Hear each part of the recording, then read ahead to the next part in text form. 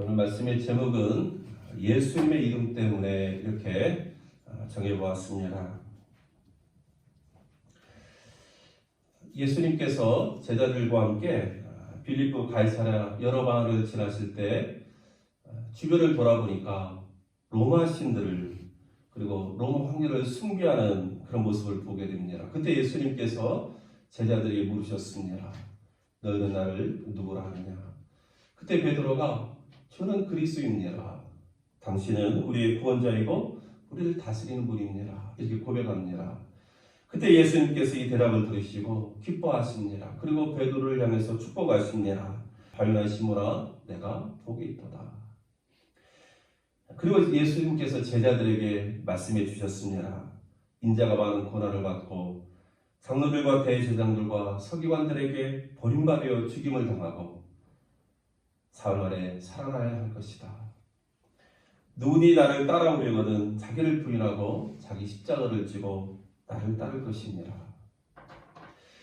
예수님은 제자들이 자기를 부인하고 십자가를 지고 주를 따르는 길을 감당하기 위해서 하늘의 영광을 볼 필요가 있다고 여기셨는지 제자들 가운데 특별히 베드로, 야고보, 요한 세 제자를 데리시고 높은 산에 올라가셔서 예수님 자신이 변화되는 그 영광의 모습을 보여주셨습니다.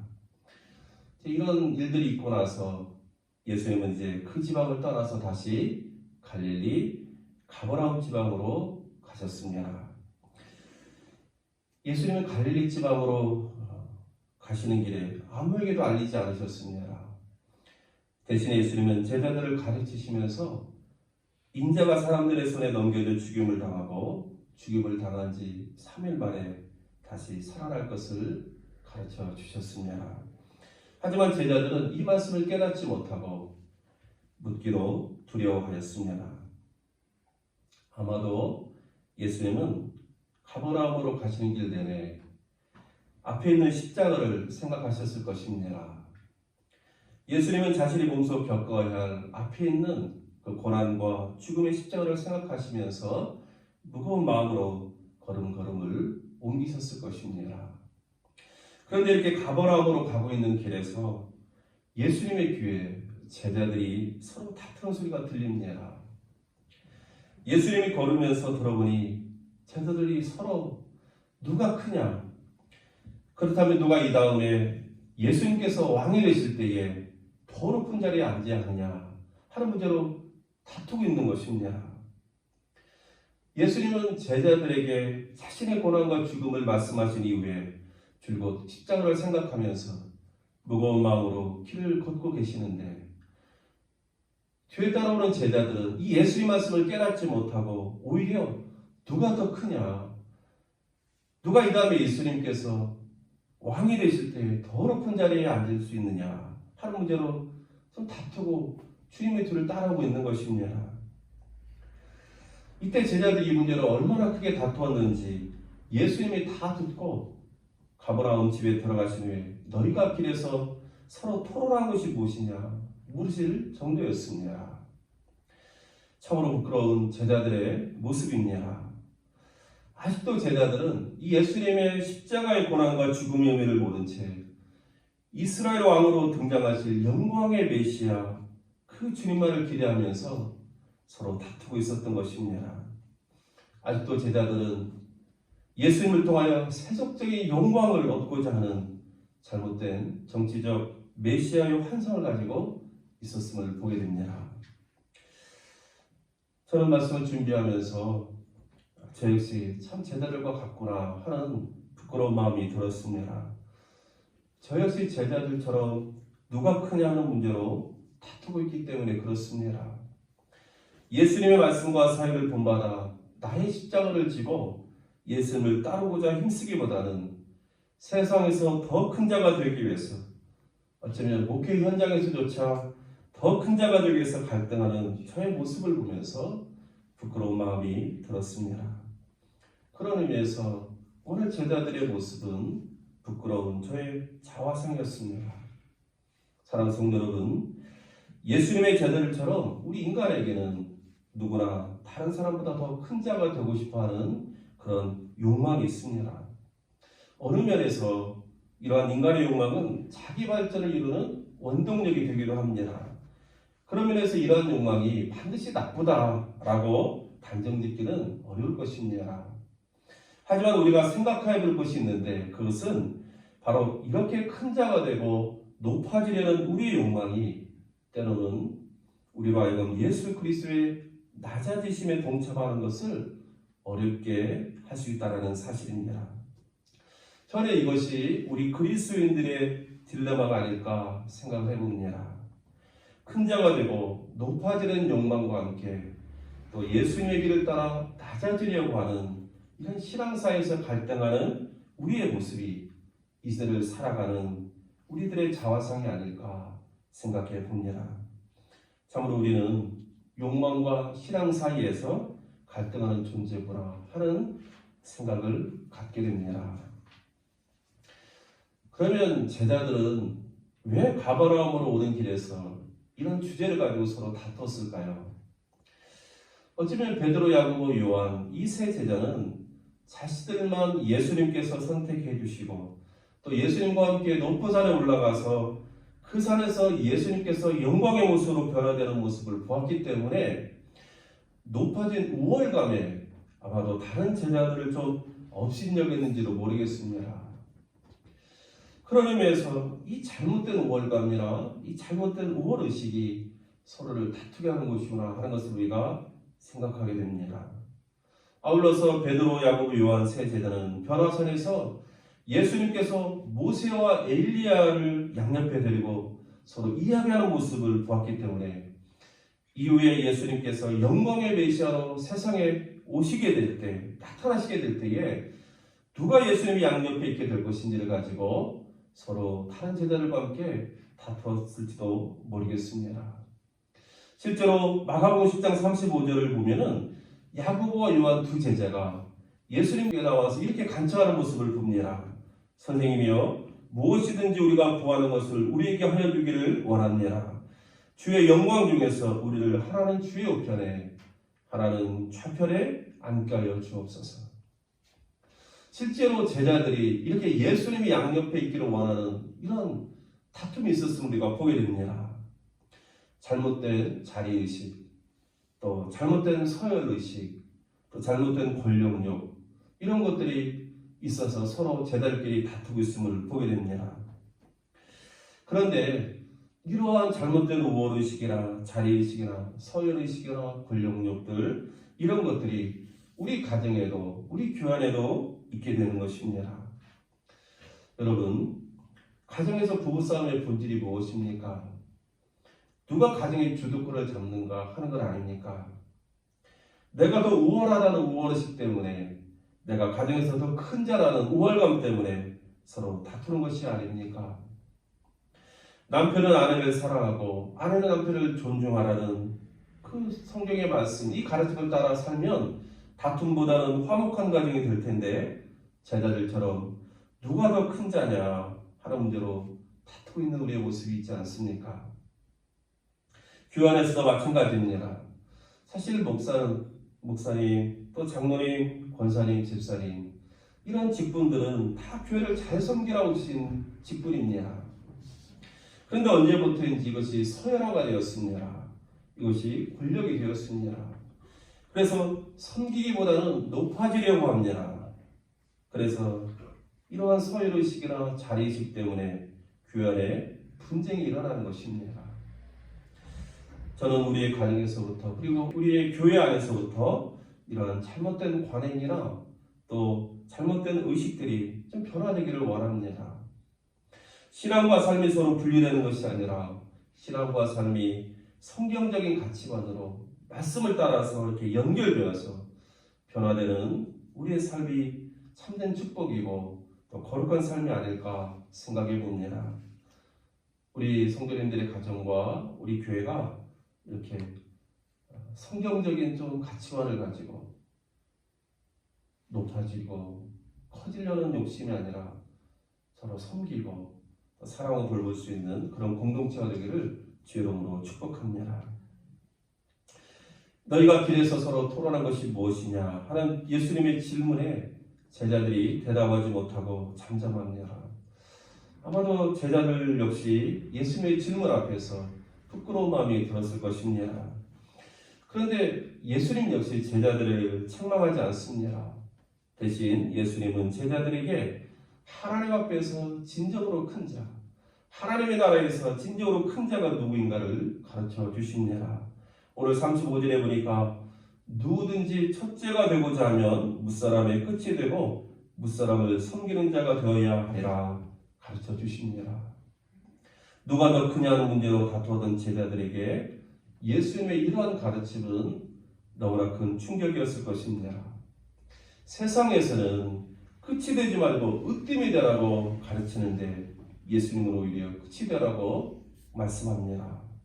세상에서는 섬김을 받는 사람이 높은 사람이라고 가르치는데 예수님은 오히려 첫째가 되려면 섬기는 자가 되라고 말씀하고 있습니다. 참으로 예수님의 이런 말씀은 참 역설입니다. 너무나 세상의 가르침과 다릅니다. 하지만 이것이 하나님 나라에서의 기초이며 질서라고 예수님 우리에게 가르쳐 주십니다. 여러분, 사실 예수님 곁에서 먹고 마시고 있는 제자들에게 있어서 누가 더 큰 자입니까? 라는 질문이 더 이상 무슨 의미가 있겠습니까? 예수님과 동고동락하는 제자들은 이미 하나님 나라에서 가장 큰 자가 된 것 아니겠습니까? 그러므로 이제는 오히려 섬기는 자세로 살아야 되지 않겠습니까? 저는 우리들도 마찬가지라고 생각합니다. 우리가 하나님의 자녀, 예수 그리스도의 제자됨을 깨닫고 이것이 진정으로 귀한 것이라는 사실을 우리가 인정하게 된다면 우리는 더 높아지려고 더 큰 자가 되려고 서로 다투는 모습으로 사는 것이 아니라 겸손히 섬기는 자로 살 수 있지 않을까 하는 생각을 가져봅니다. 사랑하는 성도 여러분, 우리의 가정이 그리고 우리의 교회가 하나님의 나라가 되기 위해서 이 원리와 질서를 따라야 하겠습니다. 으뜸이 되기보다는 끝이 되려고 힘쓰고 섬김을 받는 자가 되기보다는 섬기는 자가 되려고 힘써야 될 줄로 믿습니다. 예수님의 이런 가르침에 제자들이 잘 깨닫지 못하고 있었나 봅니다. 예수님은 한 어린아이를 데려다가 안으시고 또 덧붙여서 말씀해 주십니다. 오늘 37절에 보니까 누구든지 내 이름으로 이런 어린아이 하나를 영접하면 곧 나를 영접하며 누구니 나를 영접하면 나를 영접함이 아니요 나를 보내신 이를 영접함이니라. 예수님의 이 말씀을 통해서 섬김의 원리를 우리에게 가르쳐 주십니다. 히브리 문화에서 이 이름이라는 그 의미는 참 많은 것을 내포합니다. 이 누구의 이름이라 했을 때는 그 사람뿐만 아니라 그 사람의 인격이나 그 사람의 권위나 그 사람의 힘이나 신분이나 아무튼 그 사람에 관련된 모든 것을 다 내포하는 표현이 바로 이 이름으로라는 뜻입니다. 그러므로 내 이름으로 이런 말에는 한 사람이 다른 사람과 인격적으로 깊은 관계가 있기 때문에 그 사람에 속한 어떠한 조건이든지 배제하지 않고 다 받아들인다. 이런 의미를 담고 있습니다.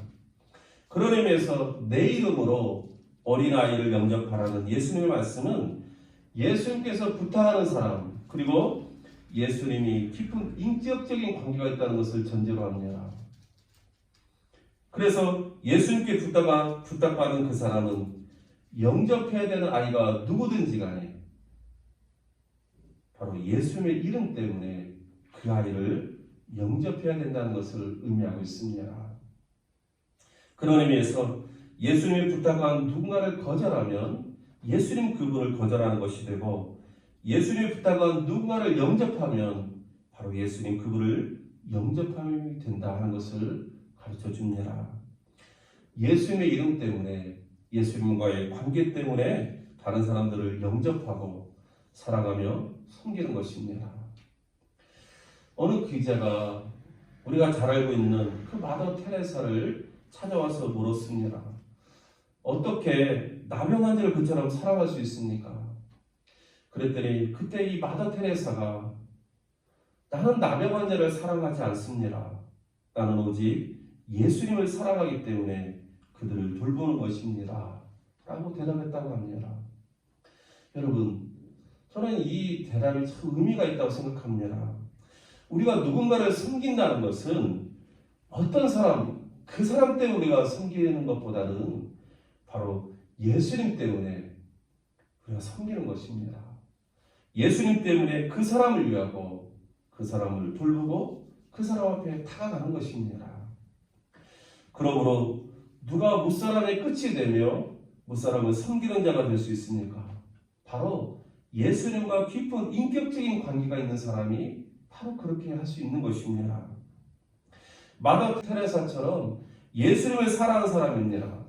예수님께 받은 구원의 은혜가 너무나 크고 깊은 걸 알기 때문에 예수님의 사랑과 은혜에 보답하는 마음으로 다른 사람을 섬기는 바로 그 사람입니다. 여러분, 우리 힘으로는 무사람의 끝이 될 수가 없고 무사람을 섬기는 자가 될 수가 없습니다. 그러나 예수님 때문에, 예수님께 받은 은혜 때문에 우리는 섬길 수가 있는 것입니다. 그렇다면 우리가 섬겨하는 사람들은 누구입니까? 당시 상황에서 이 어린아이는 가장 낮은 부류의 사람들을 비유합니다. 요즘처럼 어린아이가 존대받는 시대가 아닙니다.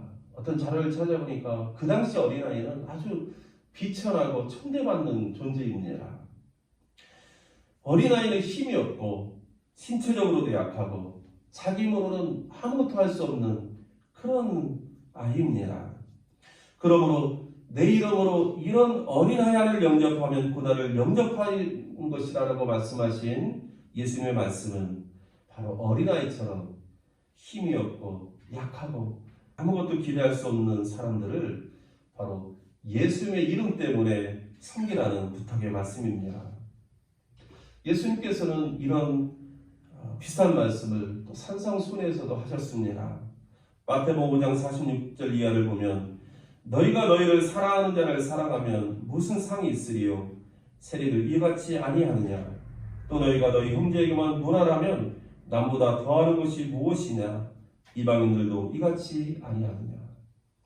우리가 좋아하는 사람, 우리가 가까이 있는 사람, 이런 사람들만 섬기는 것은 아무나 할 수 있다. 이방인들을 할 수 있고 세리도 할 수 있다. 그러나 주님께서 우리에게 부탁하시는 것은 바로 나와 상관이 없는 힘없고 약하고 아무도 기대할 것이 없는 우리에게 아무런 유익이 없는 그런 사람일지라도 예수님의 이름 때문에 섬기라고 우리에게 가르쳐 주시는 것입니다. 또 이 어린아이는 영적으로나 정신적으로 연약하고 미성숙한 사람들도 가르치고 있습니다. 예수님은 영적으로 미성숙한 사람들을 어린아이로 부르고 있음을 보게 됩니다. 마태복음 10장 25절에 보니까 예수님께서 말씀하십니다. 천지의 주제이신 아버지여, 이것을 지혜롭고 슬기 있는 자들에게는 숨기시고 어린아이들에게는 나타내심을 감사합니다.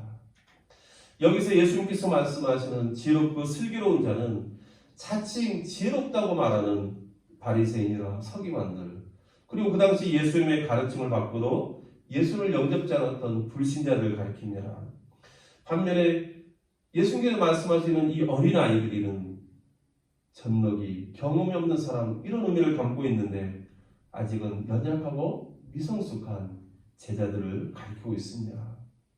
이처럼 예수님은 영적으로, 정신적으로 미성숙한 사람들도 바로 예수님의 이름으로 섬기라고 부탁하고 있습니다. 우리 주변에도 사회에서 무시당하고 존중받지 못하는 사람들이 종종 있습니다. 예수님은 이런 사람들을 예수님의 이름으로 섬기고 존중하라고 말씀합니다. 왜냐하면 영적으로, 정신적으로 연약하고 미성숙한 사람들도 하나님 앞에서는 존귀한 자이기 때문에 그렇습니다.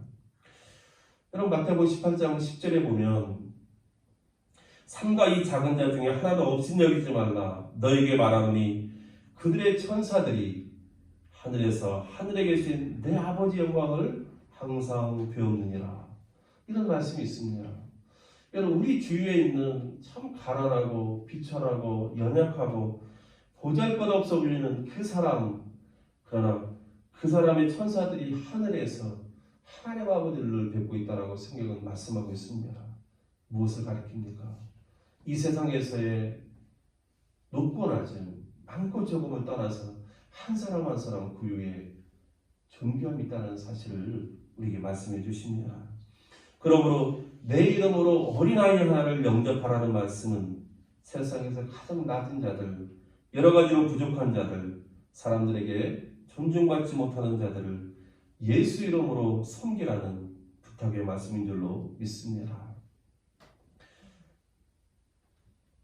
그런데 우리가 예수의 말씀을 오해해서는 안 됩니다. 그것은 우리의 섬김이 그러면 낮은 자들만 섬기라는 뜻이냐? 그렇지 않습니다. 이 주님께서 하시는 말씀은 낮은 자로부터 모든 사람을 섬기라는 뜻입니다. 사람들은 존귀한 사람이나 나에게 이로운 사람들은 누가 말하지 않아도 잘 섬기려고 합니다. 하지만 비천한 사람, 나와 상관이 없는 사람들은 잘 섬기려 하지 않습니다. 그래서 예수님은 이 어린아이를 비유로 이 어린아이처럼 비천하고 연약하고 미성숙한 사람들까지 잘 섬기라는 의미로 이 말씀을 주셨다고 이해합니다. 그러므로 우리 그리스도인들은 예수의 이름으로 모든 사람을 잘 섬기는 자들이 되어야 될 줄로 믿습니다. 여러분, 왜 예수님께서 이처럼 우리에게 섬기는 자라고 말씀하셨을까? 사실 저도 이 말씀을 준비하기까지는 잘 이해하지 못했었는데 이 말씀을 준비해서 깨달은 게 있습니다. 그것은 뭐냐면 오늘 이 세상 가운데서 우리 믿는 자가 믿지 않는 자들과 이렇게 만나서 서로 하나가 되고 함께 하나님의 나라로 나가는 통로가 과연 무엇일까? 그것이 바로 섬김이라는 것입니다. 우리가 누군가를 섬기는 것은 그 섬김을 통해서 예수 안에서 하나가 되는 통로가 된다는 사실을 우리가 기억할 수 있기를 원합니다. 여러분, 예나 지금이나 어떻게 믿는 자와 믿지 않는 자가 서로 만나서 예수 안에서 하나가 될 수 있습니까? 다른 건 없습니다. 바로 사랑과 섬김을 통해서 서로 마음과 마음이 통하게 될 때 하나가 되고 그 하나님을 통해서 우리가 예수 안에서 함께 하나님 앞으로 나갈 수 있는 것입니다. 그러므로 하나님의 나라는 섬김으로 세워지고 섬김을 통해서 유지된다는 사실도 우리가 함께 기억할 수 있기를 원합니다. 예수님께서 마태복음 20장 25절 이하로 이렇게 말씀하셨습니다. 이방인의 집권자들이 그들을 임으로 주관하고 그 고관들이 그들에게 권세를 부리는 줄을 너희가 알거니와 너희 중에는 그렇지 않아야 하나니 너희 중에 누구든지 크고자 하는 자는 너희를 섬기는 자가 되고 너희 중에 누구든지 으뜸이 되고자 하는 자는 너희의 종이 되어야 하리라. 인자가 온 것은 섬김을 받으려 함이 아니라 도리어 섬기려 하고 자기 목숨을 많은 사람의 대속물로 주려 함이니라. 예수님의 삶은 섬김의 삶이었습니다. 예수님의 사역도 섬김의 사역이었습니다. 우리가 성경을 예수님은 세상에서 버림받은 그 많은 사람들을 섬기면서 다 영접해 주셨습니다. 그리고 하나님께로 그들을 인도하려고 힘쓰였습니다. 왜냐하면 하나님 안에 구원과 영생과 참된 안식이 있기 때문에 그렇습니다. 그 청년 바보 이사라는 책이 있습니다. 오래전에 나온 책입니다. 이 책은 2006년 1월 33살의 나이로 이기지 못한 불의의 삶으로 세상을 떠난 어떤 참 독실한 크리스찬 청년의 이야기입니다. 군의관의 이야기입니다. 근데 놀라운 것은 뭐냐면 이 청년이 영락교회 출신 청년이었는데 한경직 목사님 장례식 이후로 가장 많은 조문객들이 찾아온 장례식이었다고 합니다. 33살의 짧은 나이로 살다가 죽은 이 청년에게 과연 어떤 일이 있었기 때문에 이토록 많은 사람이 모였을까? 참 의아스럽기도 합니다. 그런데 저도 이 책을 좀 읽어봤지만 이 청년은 참 어딜 가나 예수님의 그 흔적이 되고 싶어가지고 사랑과 섬김의 삶을 살았음을 보여주고 있습니다. 예를 들어서 어떤 할아버지가 이 청년 장례식에 찾아와서 이렇게 이야기합니다. 나는 이 청년 의사가 근무하던 병원 앞에서 구두를 닦던 사람이었습니다. 이 청년은 구두 닦을 일이 없으면서도 괜히 와서 구두를 닦고 돈을 더 많이 주고 내 손을 만지면서 할아버지 춥지 않습니까? 식사를 하셨습니까? 할아버지 외로우시면 하나님 믿으세요. 하나님이 할아버지를 사랑하십니다. 그러면서 예수님을 소개해주고 나를 붙들고 기도해 주었습니다. 이렇게 고백했다고 합니다. 이 청년이 늘 평소에 생전에 이렇게 이메일을 쓰고 마지막 글 끝에는 뭐라고 썼냐면 스티그마 안수연. 이 스티그마라는 표현은 흔적이라는 것입니다. 그러니까 이 청년은 자신의 삶이 자신이 예수님의 흔적이 되고 싶다 하는 그런 간절한 뜻이 있음을 보게 됩니다. 예수님처럼 사랑과 섬김의 흔적을 가지고 살고 싶어 했던 이 청년은 예수님처럼 33살에 세상을 떠납니다. 하지만 인생은 그 마지막 순간에 그 사람이 살아왔던 삶의 무기를 볼 수 있는 건 아니겠습니까? 비록 짧은 33살의 삶이었지만 그 많은 사람들이 특별히 조문객들이 와서 지난날에 이 청년을 통해서 만나게 된, 그 경험하게 된 우리 주님의 사랑과 그 섬김의 모습을 기억하면서 함께 애도했다는 그런 글도 읽어본 적이 있습니다. 사랑하는 성도 여러분, 언젠가 우리가 하나님 나라에 갔을 때 하나님은 우리에게 얼마나 오래 살다 왔느냐, 얼마나 부자였느냐, 얼마나 성공했느냐 라고 질문하지는 않으실 것입니다. 대신에 하나님 우리에게 너 어떻게 살다 왔느냐, 너 얼마나 섬기다 왔느냐 라고 물으시지 않으시겠습니까? 우리는 예수님의 제자로 평생을 살면서 또 그리스도인으로 평생을 살면서 섬김의 스티그마, 섬김의 흔적이 과연 우리의 삶에 새겨져 있는지, 만약 우리의 삶에 그런 것이 새겨져 있지 않다면 우리가 하나님의 얼굴을 어떤 모습으로 볼 수 있겠습니까? 사랑하는 성도 여러분, 청년 의사 안수연은 섬김으로 으뜸이 된 사람입니다. 이것이 예수님께서 우리에게 원하시는 삶의 모습입니다. 예수님의 손에는 못자국이 있었습니다. 그 못자국은 우리를 향한 사랑과 섬김의 흔적입니다. 과연 우리 손에도 우리의 삶에도 이런 섬김의 흔적이 있는가? 대접받은 흔적은 많은데 섬김의 흔적은 별로 없는 것은 아닌지, 우리 모두 우리 자신을 좀 돌아보면서 우리 삶 속에 섬김의 스티그마, 섬김의 흔적이 있어지기를 주의 이름으로 축복합니다. 누구든지 첫째가 되고자 하면 무사람의 끝이 되며 무사람을 섬기는 자가 되어야 하라. 오늘 주님의 이 말씀을 따라서 끝이 되며 섬기는 자가 되기 위해서 새롭게 시작할 수 있는 저희 여러분 될 수 있기를 주의 이름으로 축원합니다. 우리 함께 기도하겠습니다. 하나님 아버지,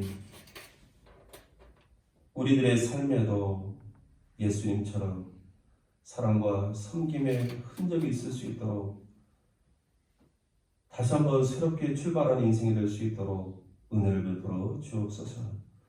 예수 그리스도의 이름으로 기도하옵나이다. 아멘.